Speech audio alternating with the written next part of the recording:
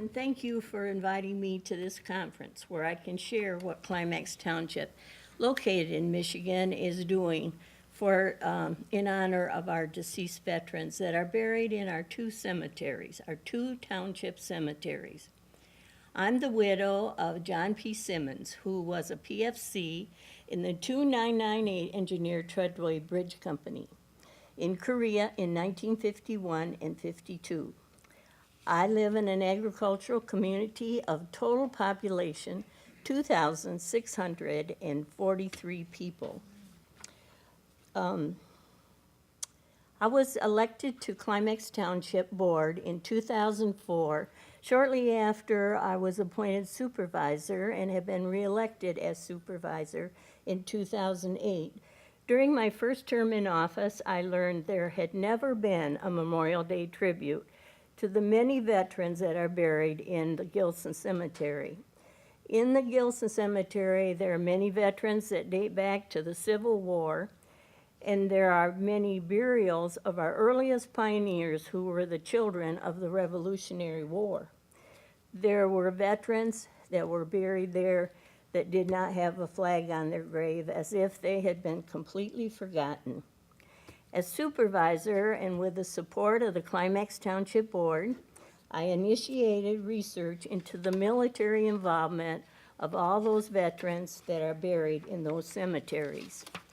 Due to the many hours of interviews with families and with the support of my son, a great amount of information, searching through obituaries and historical records was documented and compiled into the first Memorial Day program to be presented in the Gilson Cemetery.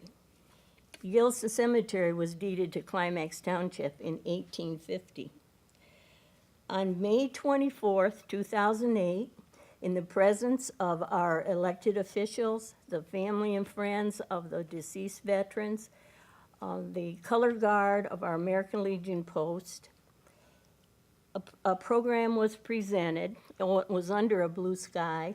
The program was presented, Why We Celebrate Memorial Day, and it was presented by the son of a deceased Korean War veteran. This program was so well received that we have continued to do it each year since. I have been told so many heartwarming stories of the young GI that left his wife and two little girls, 2 and 5 years old. Before he left, he promised to bring, when he came home, he'd bring his little girls a doll, and how their mother every day would show the little girls their father's picture so that they wouldn't forget what their father looked like while he was away. The daughter shared that when their father came home, he threw his duffel bag inside, and inside was the dolls he had promised the little girls 4 years earlier. I share this little story with you because not only do I learn and share what a young man contributes to our country going away into the military, but what his family contributes while the young GI is away. As supervisor, I am privileged to the cemetery records of the township of the deceased and the living veterans that have purchased cemetery lots there. Last year, I started interviewing the living veterans that someday will be in our cemeteries. At my age, I always start by telling them that I probably will be there before you, but we will have your military history to be shared when the time comes. Last year, I interviewed a veteran that was very ill, and he was so happy to share his military history with me. 2 weeks later, the veteran passed away, but his military history was shared at our Memorial Day service on May 29th, 2011.